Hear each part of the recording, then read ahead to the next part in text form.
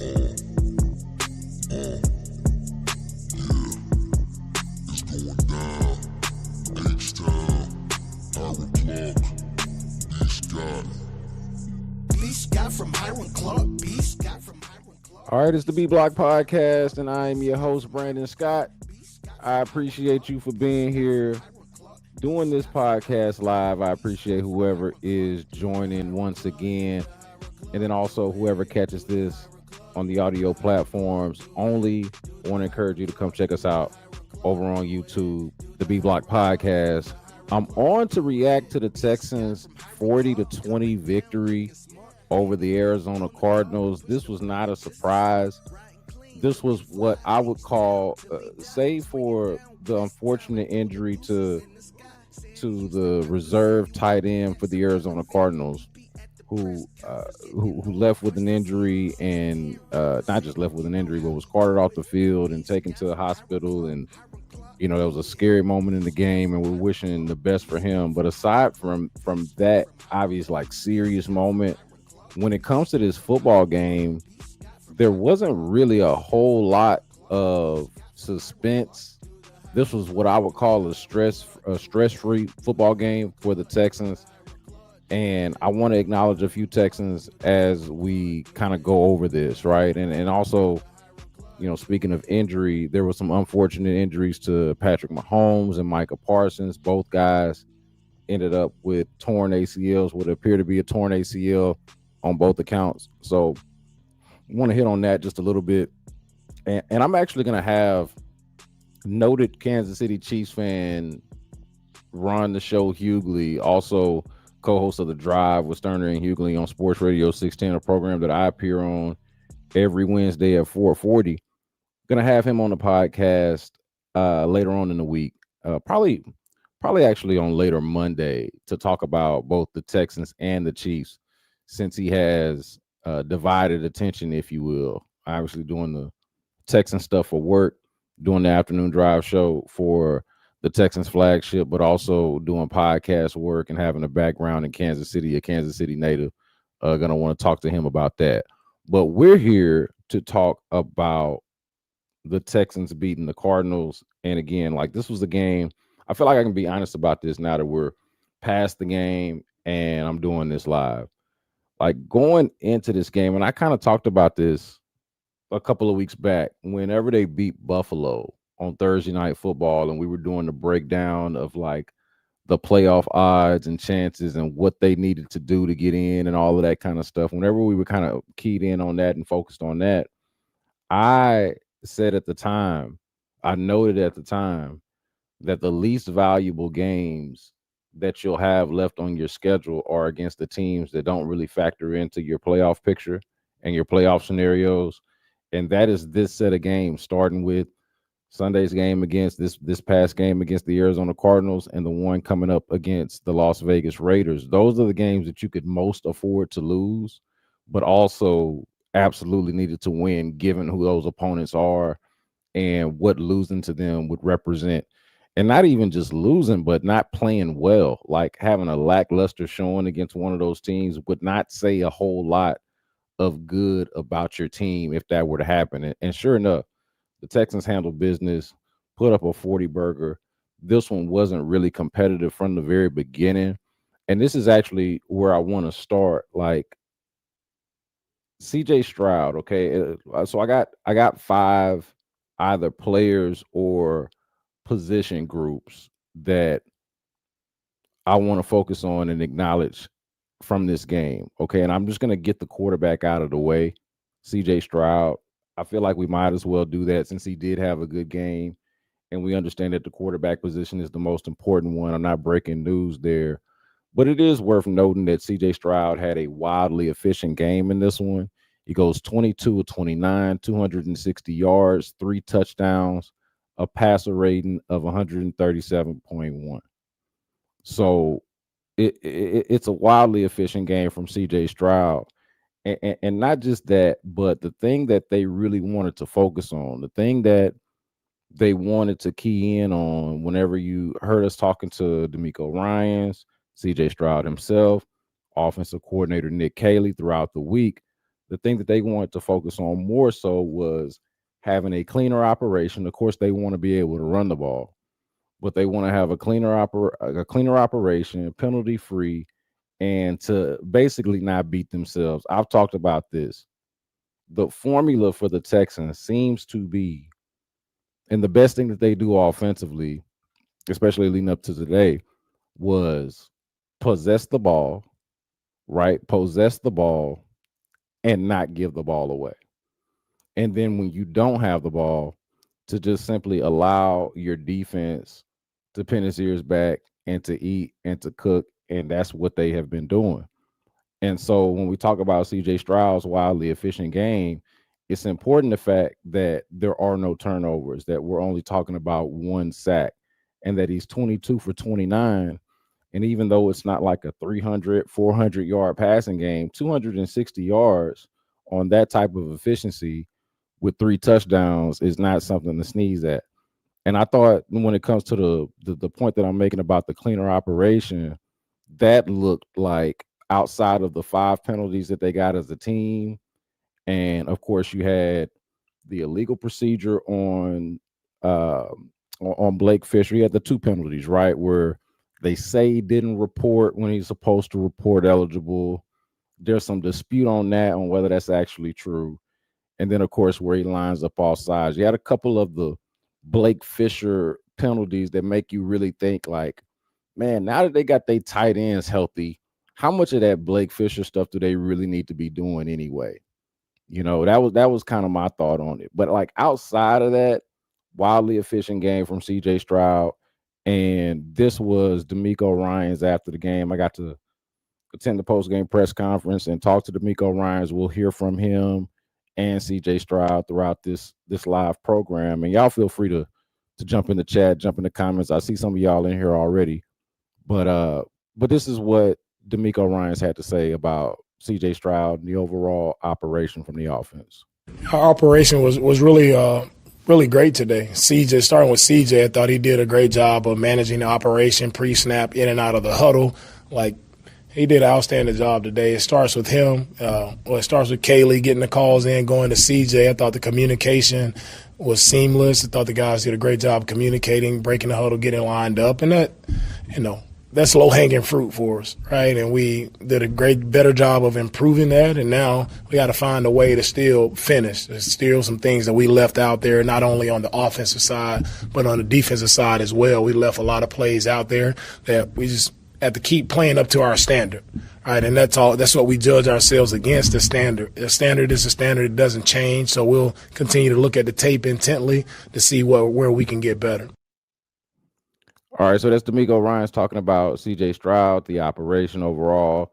This was a complaint from the Kansas City Chiefs game, despite winning that game, the whole not ignoring in victory what you wouldn't in defeat. This was something that they didn't want to ignore. Some of the urgency that they talked about, and not getting the play calls in quick enough, and just not being sharp enough pre and post snap. But they didn't have those problems today. It was a wildly efficient game from both the offense and CJ Stroud. I figured he was worth acknowledging off the top. Another one is Nico Collins. All right. Nico Collins deserves it. And since I mentioned CJ Stroud, I should point out he had a couple of throws in this game. And I do this every game now where CJ Stroud has a moment or has a couple of throws where I'm like, yo, that is the reason why CJ Stroud is who he is. Why, like, you can be as frustrated as you want to be or complain as much as you want about it not looking the same as his rookie season, or feel however you want to feel about CJ Stroud. Maybe you fell in love with Davis Mills in the 3 games that he started in place of CJ Stroud while he had the concussion.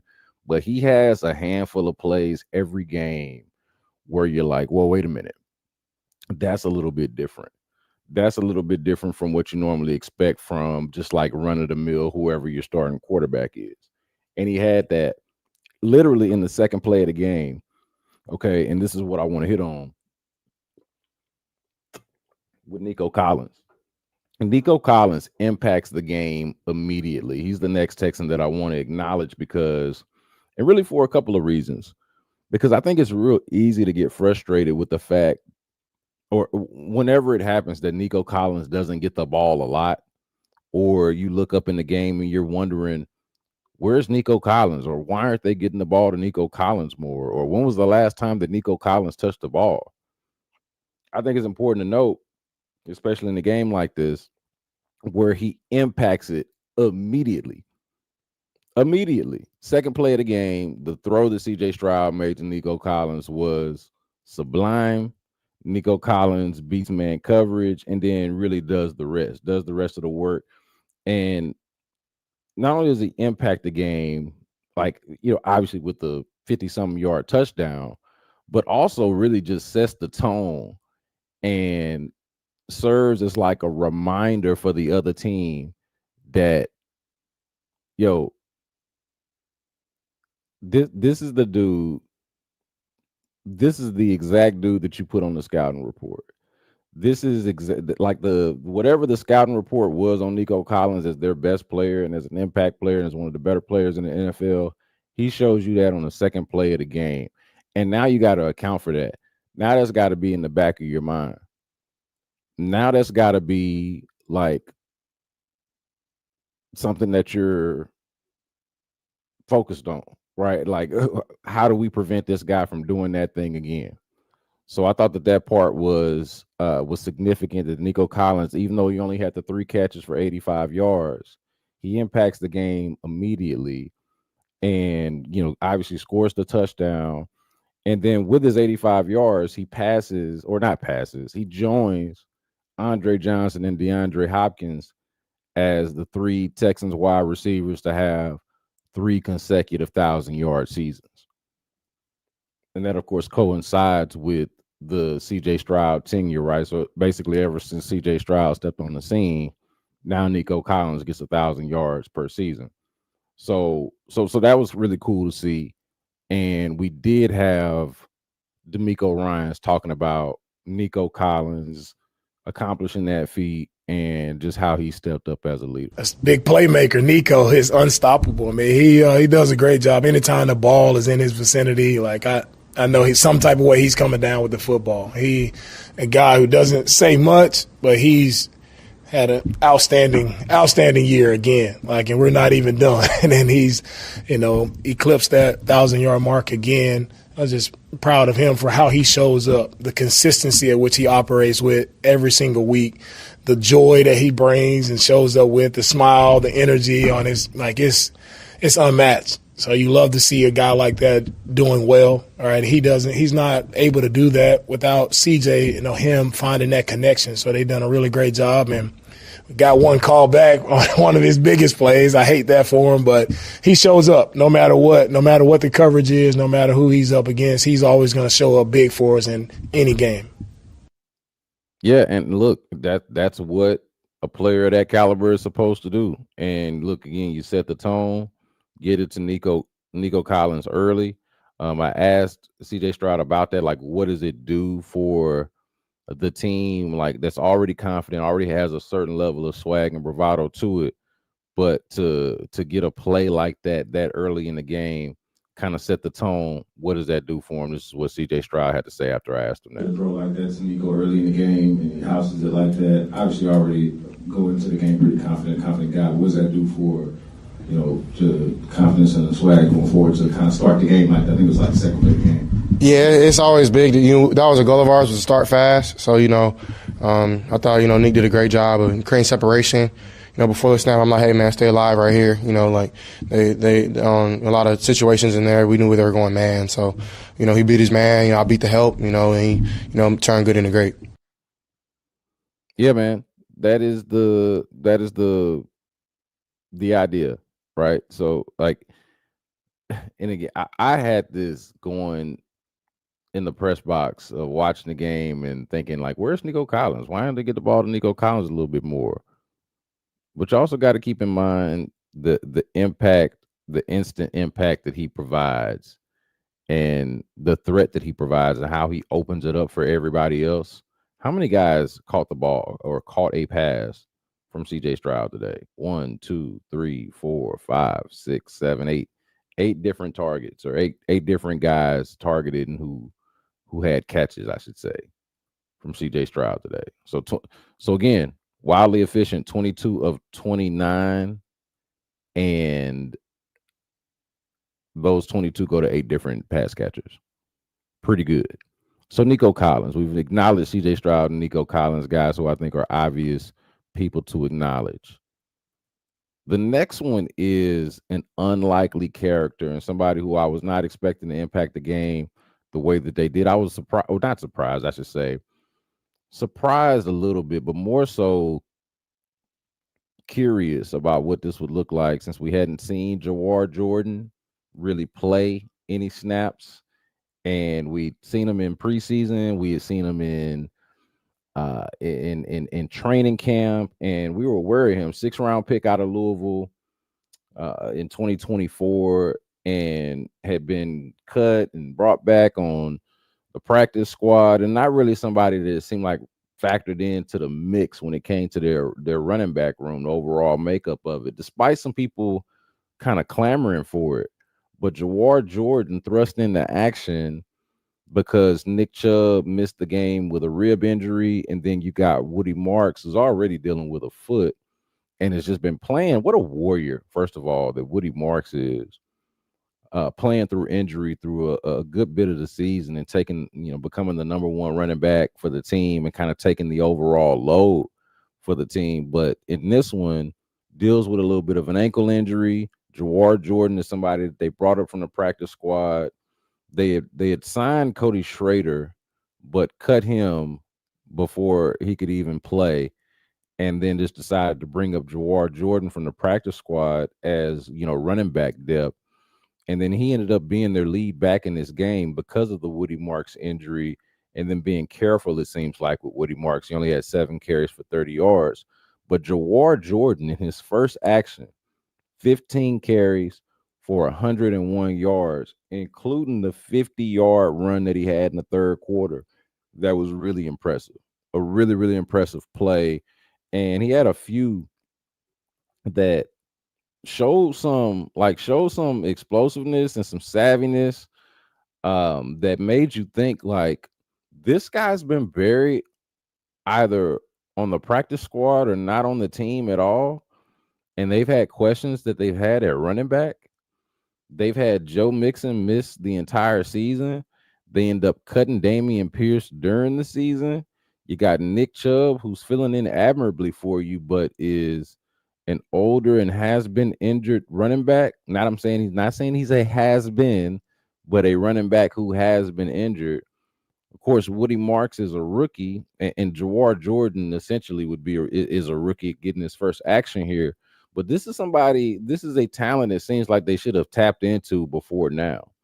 This is somebody that it seems like should be on their running back depth chart ahead of guys that have been on their running back depth chart so far this season.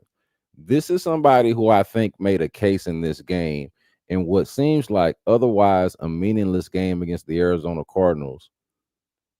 A meaningful thing that happened is that Jawar Jordan feels like he emerged, or at least made a case for backup running back behind Woody Marks.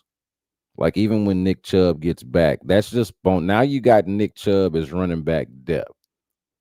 Now Dario Ogunbowale can be in his proper role as a special teams ace, but somebody that you can rely on to play snaps for you if you absolutely need it. But if you got Woody Marks, Jawar Jordan, and Nick Chubb, you're hoping that you don't need it. His performance today showed me something. And I know that's the most patronizing, sometimes the most patronizing compliment that you can give somebody, but it did. I think it not just showed me something. I think more importantly, probably revealed to the team, right? Like, can a guy who practices well and who does well in preseason games, can it translate in the regular season game late in the season when we really need it, when our depth is tested? Like, Jawar Jordan did that, and I think made a case for him to get more snaps, or to at least be a part of things going forward as they try to be this run first operation, right? They want to be, I don't know if run first is the proper way to put it, but they want to establish the run game. This is something that they want to do. This is a part of their identity. Whenever we talk about what is the team's identity, that's That's what they say they want it to be. So yeah, that to me was revealing. This was actually D'Amico Ryans talking about what Jawar Jordan brought to the table on Sunday. War did an outstanding job for us, for the young man to come in and for his first game to have a debut like he had. I mean, of course, he broke a record, most yards as a Texan in a debut game. He ran the ball very, very well, efficient, showed the explosiveness, showed the speed that he has and that we've seen in practice and he's been on practice squad for us. It just shows again, like, whenever your number is called, are you ready for that opportunity? And no one knows until you get that moment. And it's about you taking advantage of that moment and not looking back. And I thought Jawar handled it very well. So we'll see what that means. Like, what does that end up meaning for Jawar Jordan and his future with the team? What does that mean for the running back room? Did they find something? I've been asking this question the last couple of weeks of CJ Stroud, of Nick Caley, when it comes to the offense. What are they trying to? Is there anything about the offense, and if so, what, that they're trying to unlock? That they're trying to unlock in the offense? And the answers that we keep getting are fairly mundane answers about a cleaner operation and just kind of mastering what it is that they're already doing, which is predictable. But the unpredictable thing is like a player, a playmaker emerging that you did not necessarily see coming, that you didn't necessarily predict, that you didn't think would be. Like, when we talk about this, who are the weapons? We know about Nico Collins. We've seen Jaden Higgins start to emerge. Christian Kirk is somebody that's had a disappointingly quiet season, but we know about Christian Kirk. We think that there's something there with Jalen Noel, and there's a question, and I'll get to him in a second. There's a question about why isn't he more involved in the offense? But we know about Dalton Schultz. We've come to know about Woody Marks. What else is like, and these are the things that have been revealed over the course of the season. But what else is there? And whatever it is it enough? Is it enough? I don't want to overreact to one game against a bad team, but that still was an NFL team out there, and Jawar Jordan looks like a legitimate NFL player. And we'll see how he factors into the mix at running back going forward. I'm very, very much intrigued by that. See, do we have anything else on Jawar Jordan? I think Stroud talked about him as well. Let's hear from Stroud on Jawar Jordan having such an impressive debut. Yeah, man, Jar's my dog, somebody, who I got to see come in and, put in work and been making plays for a long time at practice and camp, in preseason games. And, he gets a shot today, and I thought he took full advantage. He's a brother in Christ, and, I know he was relying on the Lord. And, I'm just super proud of him and, his ability, to make cuts and, set up blocks. I thought he did a great job, and he's super fast. So I tried to get out there on one of them and block for him, and he a little too fast for me. But I thought he did amazing today. I'm super proud of him. All right, so the next set of and group of Texans that I want to acknowledge from this game is the special teams, man. And we talk about Jawar Jordan, somebody that really hadn't too much pistol drop out there and got his first piece of action. Jalen Noel, who I just mentioned a moment ago, not as active in the offense as a lot of people want him to be. But I think Sean Pendergast made this point on the Sports Radio 610 official Texans post-game show, and I sat next to Sean during this game. But it was during the post-game show that he made the point that for where Jalen Noel was drafted and just for what the team needed overall, like that pick already feels like a success, seems like a success. Jalen Noel goes out there and gets you. He had a couple of really nice returns for you. And let's see, what was it was the 69 yarder. It was the 69 yarder that set up the Dalton Schultz touchdown. And that flips the field, right? Jalen Noel, Jamal Hill earlier in the game. Okay, so I talked about the Nico Collins play. Immediately after the Nico Collins touchdown, which is just 2 plays into the game, you get Jamal Hill forcing a fumble on the kickoff return. Daria Gumbawale recovers it. And that's when the red zone woes pop up. When you're like, oh, here we go again. The Texans settling for field goals. They had to do that on this possession. But that part is not Jamal Hill's fault. He did his Jamal Hill and Daria Gumbawale did their part, right? Just like Jalen Noel did his part with the 69-yard return. The only difference is with Noel, the offense actually cashed in and got in the end zone. And with Jamal Hill and Daria Gumbawale's play, they had to settle for the field goal. That's one of the things that they got to figure out, that they got to get better at for sure. But special teams is something that's been strong for the Texans for a long time. Whether they were good or not, special teams has always been reliable. This year, it's been a little bit more up and down than it has been in previous years. But this was definitely up, this particular game. So I want to acknowledge Jalen Noel specifically as somebody who, while does not get involved in the offense as much as a lot of people want him to, what he's providing you in the kicking game is very much valuable. Very, very much valuable. So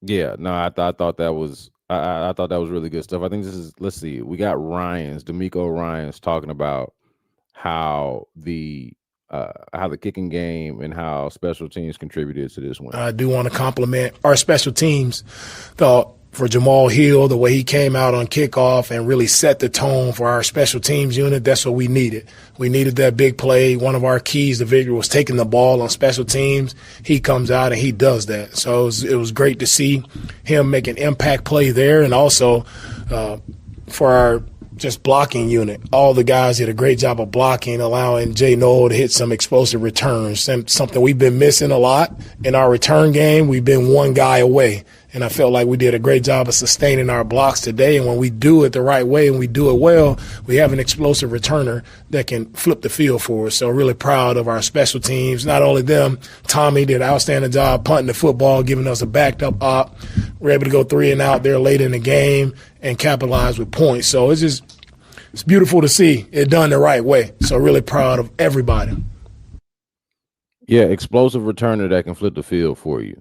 And that's not just hyperbole on the part of the head coach giving his player a pat on the back. I mean, that's real right there. Jalen Noel, they may not have figured it out exactly how to have him impact the offense in a major way just yet, but as a returner, and this was in the scouting report, this was in the scouting profile of Jalen Noel when they drafted him, that he was somebody that could contribute on special teams in the return game, and he's doing that. So yeah, no, I think that he absolutely deserves some acknowledgement. More from D'Amico Ryans here on this is. Oh, look, so let's move on. Let's move on to the interior defensive line, because that is the final piece of this that I want to acknowledge. I just feel like, Daniil Hunter had another sack in this game, and that's his 12th of the year. Will Anderson, I thought, was disruptive in this game. And look, the defense gave up 20 points, but overall, they still show as just like a menacing ball hawking defense. Like that part of it still shows. But I wanted to acknowledge the interior defensive line, because not only do you have these edge rushers that are Pro Bowl, All-Pro level, and Will Anderson Jr. and Daniil Hunter, but you've got guys on the interior that I feel like are just contributing in a major way and are never going to get that kind of shine. Like when you talk about Tommy Togiai and I think Sheldon Rankins and Azeez Al-Shaair are probably the most underrated players on the defense at this point. Azeez is having an incredible year, led the team in tackles again today, as you would expect a middle linebacker his caliber to do. But he did that. Sheldon Rankins is another guy who just doesn't get a whole lot of press. But and those are guys who are not going to do a lot for the algorithm, right? You write them in a headline, you write them in a story or in a social media post or whatever on YouTube, it's not gonna do major numbers talking about those guys, but they're absolutely contributing to winning. From Sheldon Rankins to Tommy Togiai to Mario Edwards. You think about Tim Settle before he got hurt. Danico Autry, no matter where they line him up, it seems like whether it's on the interior or on the edge, he's liable to get his hand up and bat a ball, get his hand on a quarterback or somebody in the backfield, knock down a kick or a punt or whatever it is. Like he is a disruption. He is a problem. He seems like a nightmare, hell to deal with when the ball snaps.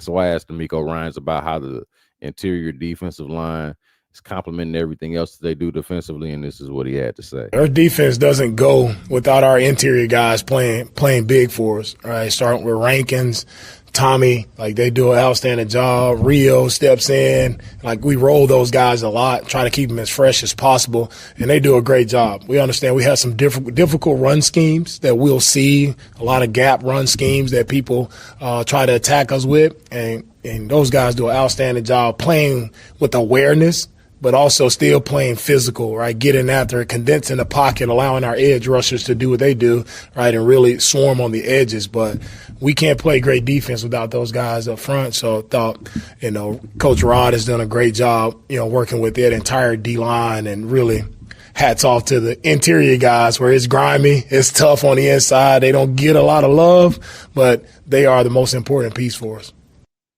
Yeah, man, the edge guys, right? The edge guys are the ones that are going to get all of the press. And we acknowledge that they got playmakers at every level, right? So you got the edge guys. And then you got Jalen Petrie, who is a slot corner linebacker safety type, plays a lot around the line of scrimmage, but just kind of is a do-it-all kind of guy, who you could say is like their next playmaker beyond just the defensive line. And then of course this secondary is, I mean, they're maniacs out there, man. Like Derek Stingley Jr., probably the best corner in the league. Kamari Lassiter, they have touted as probably the best tackling corner in the league. And that showed up in this game. He had a couple of plays where he looked like an outright maniac out there. And then he goes out there and gets an interception and gets his, fourth interception of the season, to where I said, man, F it. Kamari Lassiter all pro. Let's go. Kamari Lassiter all pro. Why not? Who says no? I think we can acknowledge that they got playmakers all around, but the guys that we don't really think of in that way, I think, are the interior guys. And if you would have asked about the Texans' weaknesses going into the season, I think going into the season, most people would have said the offensive line and trying to figure that part out. The offensive coordinator being a first-year play caller and trying to figure that out. But then on the defensive side, while it looks impressive on paper, you would have to say that the weakness would be on the interior defensive line, where they don't have a notable name. But then you look up, and to hell with a notable name. What they need a notable name for when Tommy Togiai, Sheldon Rankins, and again, Tim Settle before he got hurt, and Mario Edwards are out there, and Danico Autry when they put him inside, their edge guys when they put them inside. Like the defensive line overall is just working in concert, and it's a great thing to see. It's something that I think you can't talk about how good this defense is without acknowledging those guys. I'm gonna give y'all a little bonus here on the offensive line, just because D'Amico Ryans was asked about it after the game. The offensive line, man, I done lost track of how many games now this is. 7 games with this offensive line, 6, 7 games now with this iteration of the offensive line, and it looks pretty good.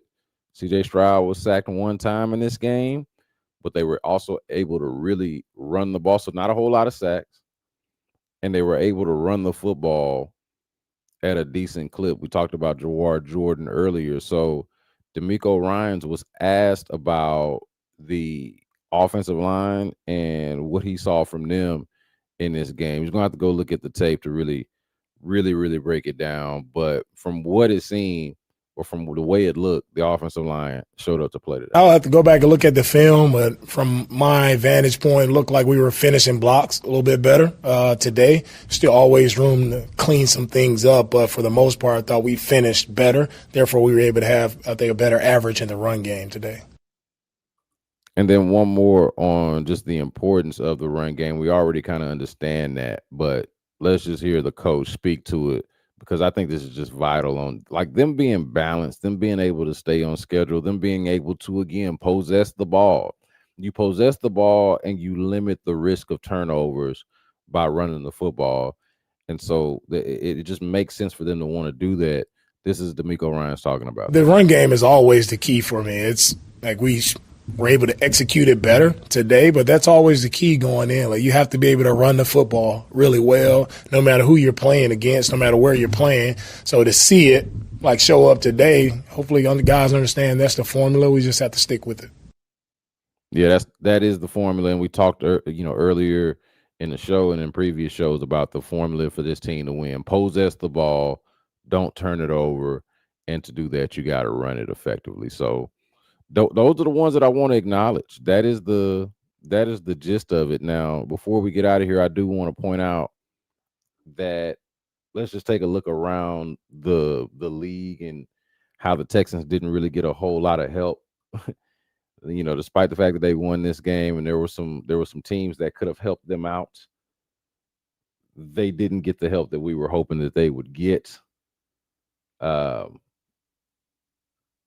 We had the Patriots losing to the Bills, and that seemed like a really good game. I wasn't able to watch it, but I was following it, and it seemed like a really nice back and forth. And the Patriots were up, right, 21-0 in that game at one point. And credit to the Buffalo Bills for fighting their way back. But yeah, the Bills beat the Patriots 35-31. You had the Jacksonville Jaguars beating the New York Jets 48. I'm sorry. Yeah, the Jacksonville Jaguars beating the New York Jets 48-20. So the Jets didn't do you any favors. The Patriots didn't do you any favors. And then you got the Chargers beating the Chiefs 16-13, where, of course, the Chiefs didn't do you any favors. But worse than that, and I would say more important than that, toward the end of the game, Patrick Mahomes goes down with a torn ACL, what has now been confirmed as a torn ACL. And look, rivalry and pettiness aside, I was looking forward to dancing on the Chiefs' grave after this game, just because I'm another person that not only has Chiefs fatigue, but they have been in the way of the Texans as well. It's not to say that if the Chiefs didn't exist, that the Texans would have a Super Bowl or anything by now, but they were up significantly against them in 2019, and the Chiefs went on to win the Super Bowl, their first Super Bowl. So, and of course, that's been the team that's been in the way of everybody for the last half decade plus. So or longer than that, 6-7 years or so, however long it's been. So look, I was ready to dance on the grave of the Chiefs and them not making the playoffs and all of that, and I was looking forward to that. I did want them to win this game because I thought it was more important for the Chargers to lose than for the Chiefs to lose. But if the Chiefs did lose, I wasn't going to cry about it.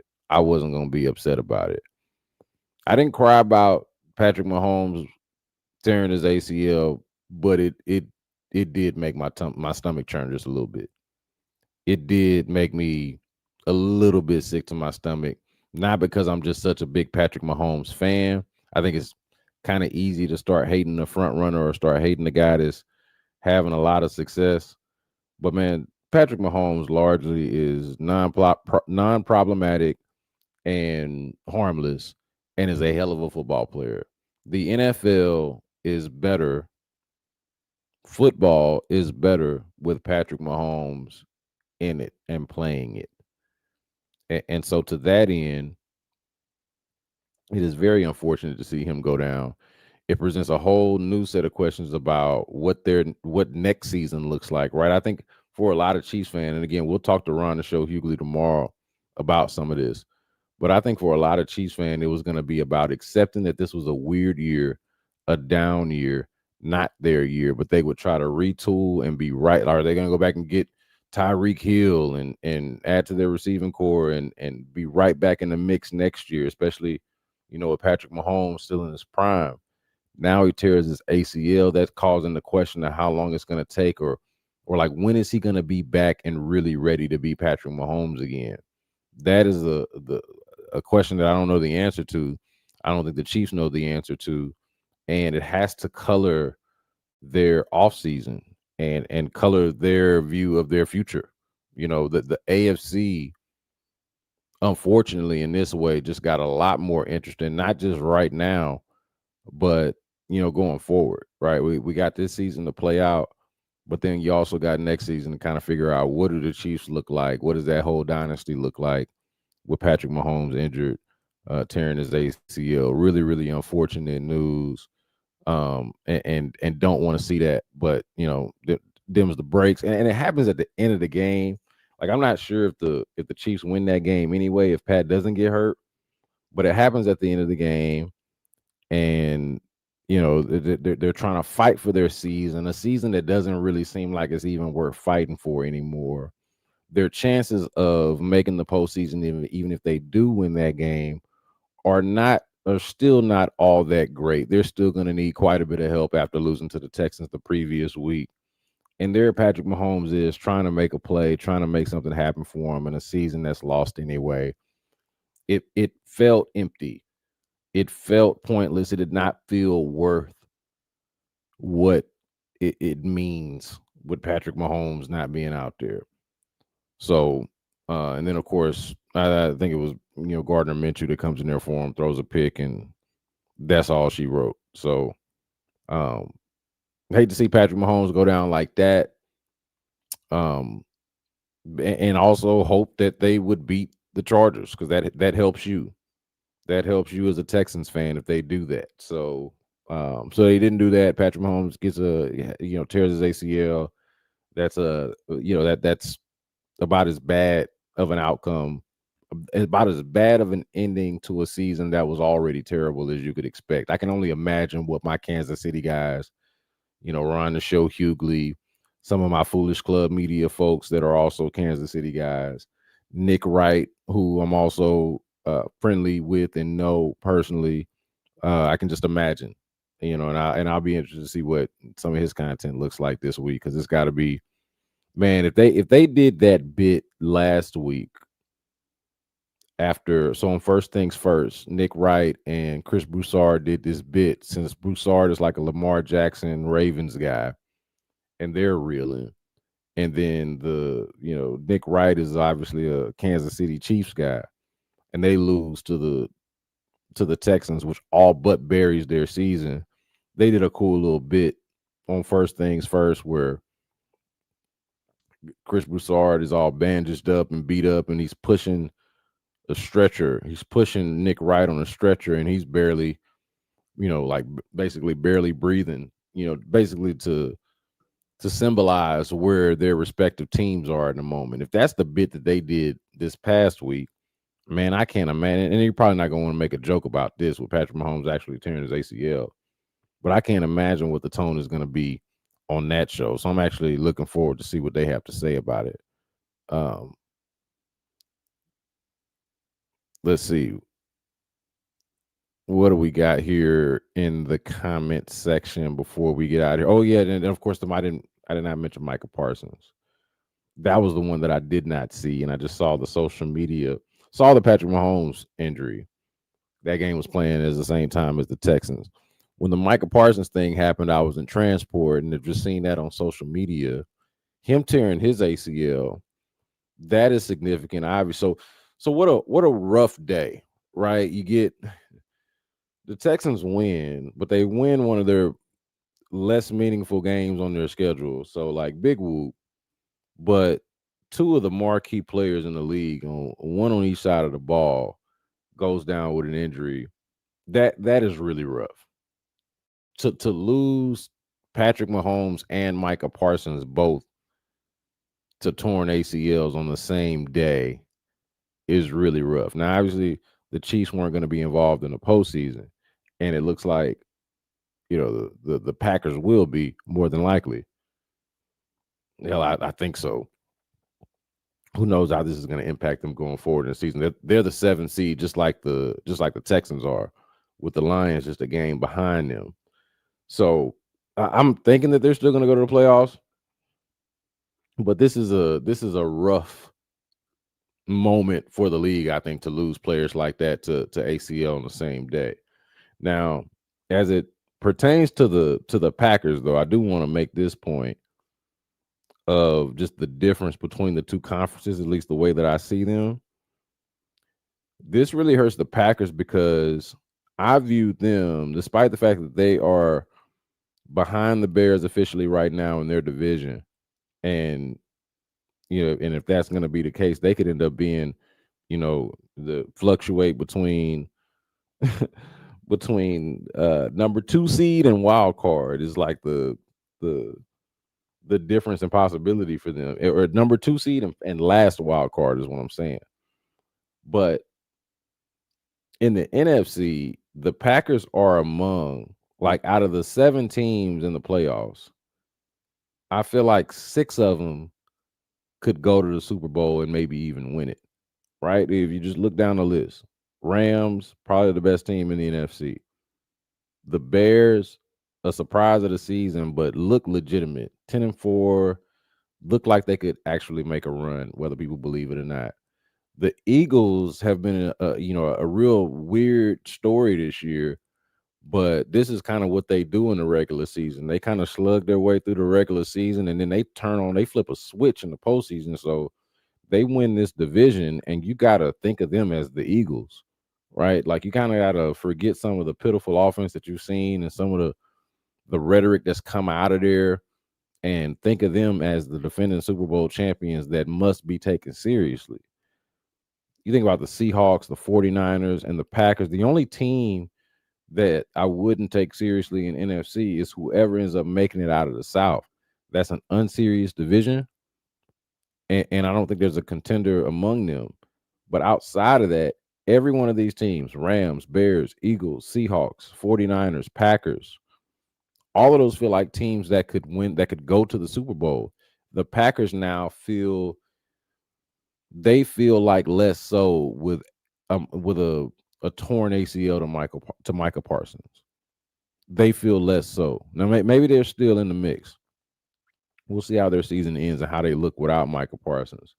But a big part of that defense, a big reason why they are where they are right now. And without him, I have to look at them differently from those other 5 teams in the NFC that I was talking about. So, yeah.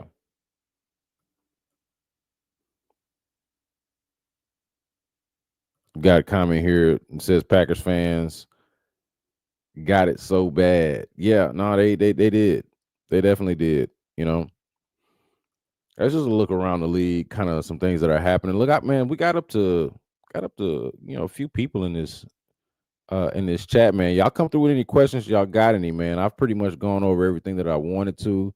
Like I mentioned before, I'm gonna have Ron the Show Hughley on at some point tomorrow. We're gonna record probably before he gets to his show and before I get to the Texans locker room and all of that kind of stuff. We'll get something in and hopefully have something out there for y'all by the afternoon, kind of talking more about where the Texans are right now. Sitting pretty, honestly, at 9-5, still with an opportunity to catch the Jacksonville Jaguars, even though I'm not so sure they're going to be able to do it. But I like their spot in the wild card. I would have liked it if the Patriots could have done us some favors today and beat the Bills. That would have been nice. Would have been nice if the Chiefs, had done a little bit more against the Chargers, and certainly, no injury to Patrick Mahomes. That'd have been great. That'd have been great to see. I don't know what we could have really expected from the Jets against the Jaguars, but it would have been nice if they had made themselves useful as well. They didn't do that. So, yeah. Texans going to the Super Bowl. I don't know about all of that. but you know what?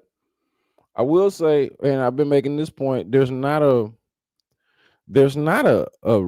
compelling case to make against it, right? Don't you? Wouldn't you say that? Like, there's not a. So here's the thing. And I was gonna mention. I'm glad that we got this comment from Janae here. The difference between the NFC and the AFC. Let's include the Packers into this comment just for the sake of it. Kind of forget about the Micah Parsons injury for just a second. It felt like going into this day, going into Sunday, that again, 6 of the 7 teams in the NFC that are currently in the playoff picture could legitimately go to the Super Bowl and even win it. And not just because of parity or parity for the sake of parity, but because all of those teams actually look like legitimate conference championship, Super Bowl type of teams, right? From the Rams to the Bears to the Eagles, Seahawks, 49ers, and Packers. All of them feel like teams where if they showed up in the NFC conference championship, you're gonna be like, yeah, no, that sounds about right based on how they've played, right? And then in the AFC, I would say it's a similar thing about 6 of the 7 teams could go to the Super Bowl. Like, look at it right now. I would say similarly to the NFC, where you got the South, where you don't think that there's anybody that could really actually go and win it. That's how I feel about the AFC North this year. Oddly enough, historically one of the stronger divisions in football. But whoever wins that, whether it's the Steelers, whether it's the Ravens, whoever comes out of the AFC North, I'm not going to really view them as much of a, a Super Bowl contender. Now, the Ravens, I think, are kind of complicated because they got an MVP who hasn't been playing like an MVP, and you don't really want to just like count them out completely, but they don't feel like a Super Bowl contender. The Steelers certainly don't feel like a Super Bowl contender. But everybody else that's in the playoff picture, including the Texans, the Denver Broncos, the New England Patriots, the Jacksonville Jaguars, the Chargers, the Bills, the Texans, I can make a case for each and every one of them as far as going to the Super Bowl. But the difference between them and the NFC is that I don't feel like any of us are really sure of which of those teams are really, really good or actually good. Like, again, I think all of those NFC teams that I mentioned are actually good. I'm not sure which ones of the AFC ones are really that good. Or maybe a better way to put it is that every one of those teams seems to either be a little bit more flawed or less convincing. Like the Broncos, what do they won? Like 11 games in a row or something crazy like that. Number 1 seed right now. They're in. No one's convinced. I don't think anybody really believes in the Bo Nix thing, despite how it's looked with Sean Payton and that defense and them rattling off all of these wins.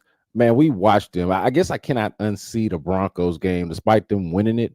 I cannot unsee that Broncos Texans game where Bo Nix just looked so underwhelming. I can't unsee it.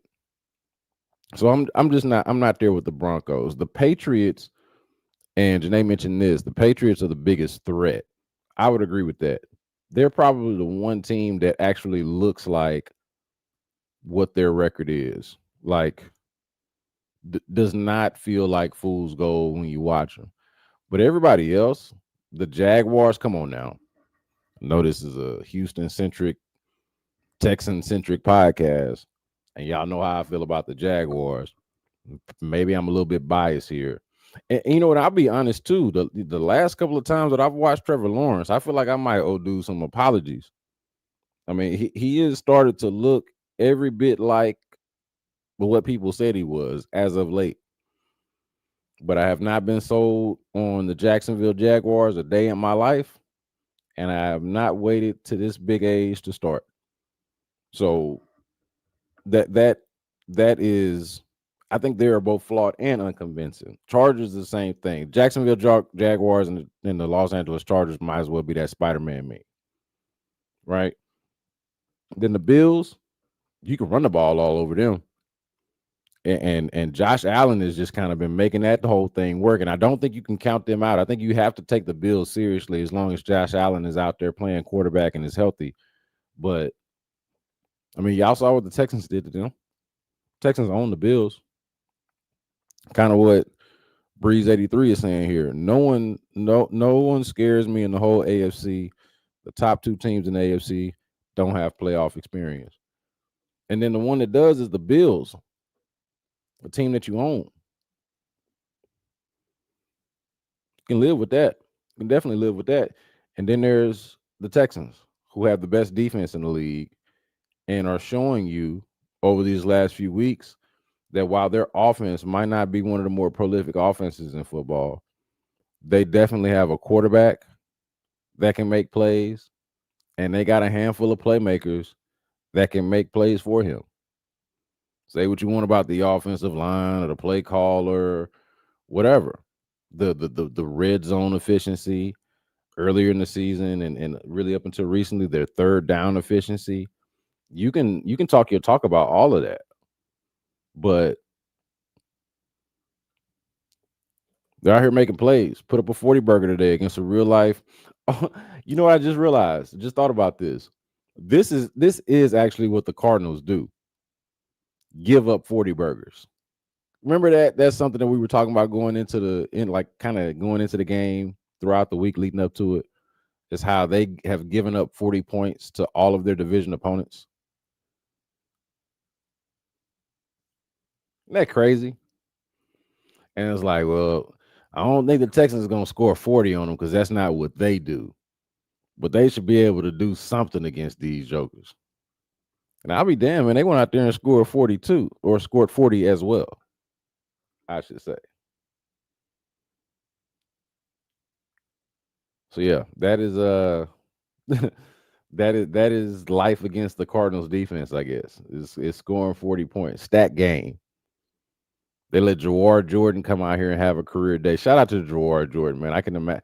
I didn't get to catch him in the locker room. Hopefully, I get to catch him at some point this week. Kind of talk to him about this. Maybe we can bring that to you on the podcast. But stat game. Call that a stat game.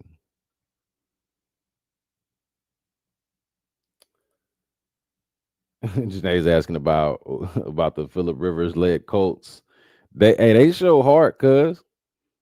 They show heart out there, man. I'm not here to knock it. They show heart. They did not win. Seattle. Hey, look, Seattle. If anything, Seattle need to be looking at themselves sideways of how it is they only beat the Phillip Rivers led Colts of a 44-year-old grandfather, and they only beat them by 2 points, 18-16, and they hung in there. I don't have any ill words for the Colts. Phillip Rivers, let's look at his number, at his stat line. 18-27, 120 yards. He had a pick, had a touchdown, had a pick. Was only sacked once. That's a victory right there for Phillip Rivers. I don't know how many times he was pressured or hit. Didn't get to really watch this game, but only sacked once. Looks like he had a passer rating of 73, not great. QBR of 52, not great. But he hung in there, man. Show heart. Gave him a chance to win from what I can tell. If I'm seeing this right, they were up at halftime. If I'm looking at this box score correctly, 13-6 Colts at I'm remembering this right actually because we were looking at some of the scores during the game. 13-6 at halftime. I can't knock it. Hey Brian, I appreciate you, man, and tell other people, man, if they know anything about what we do on the radio, check us out. B Block Podcast. I'm gonna be doing a lot more of these. Live videos, recorded videos, shorts, all of that. So appreciate you subbing. And Brian, man, tell other people about it for sure.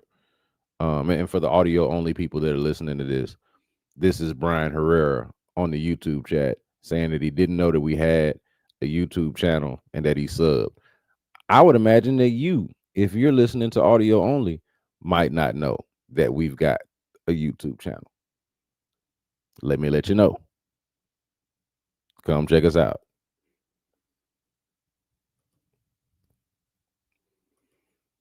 Since the Broncos are going to be our best friends next week, we'll see. We'll see. But hey, but look, here's the takeaway. I'm going to get out on this. Here's the takeaway that I did not hit on that is noteworthy.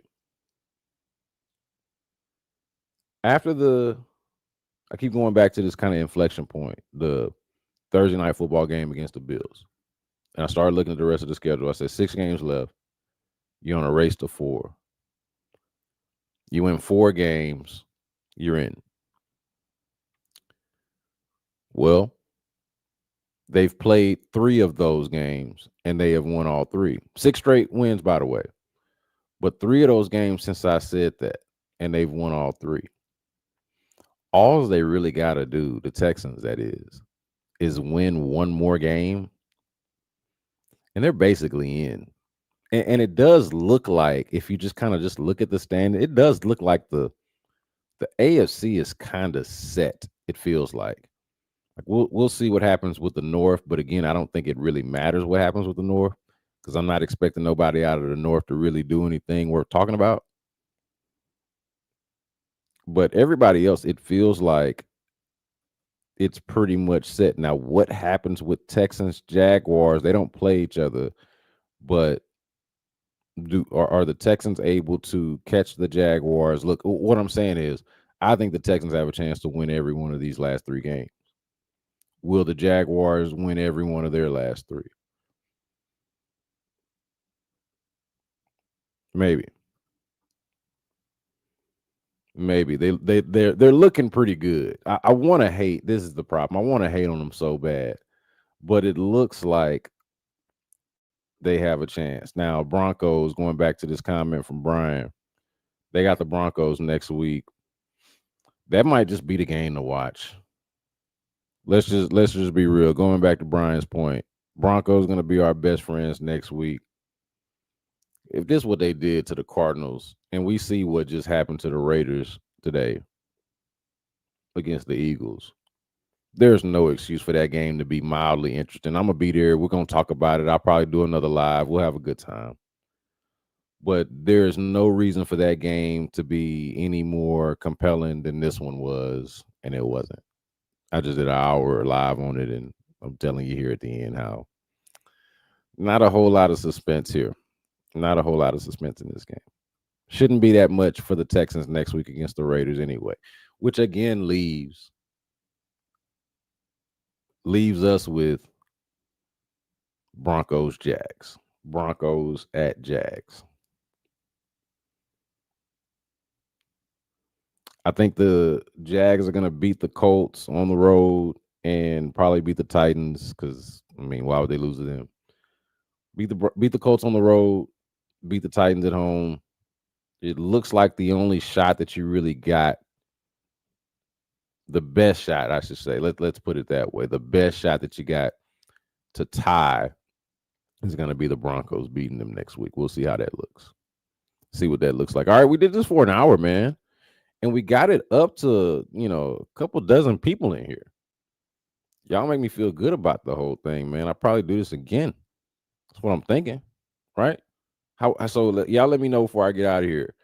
Are y'all cool if I want to do lives on the regular? This is what I want to know. If I want to do lives on the regular, y'all fuck with your boy. Somebody let me know. Y'all fuck with your boy?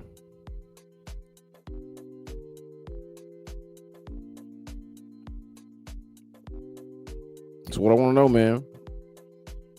I appreciate y'all, man. This has been really fun. B Block Podcast. Check us out on YouTube. Check us out wherever it is you get your podcast. Subscribe, rate, review, tell a friend. Appreciate you. And until next time, y'all be good.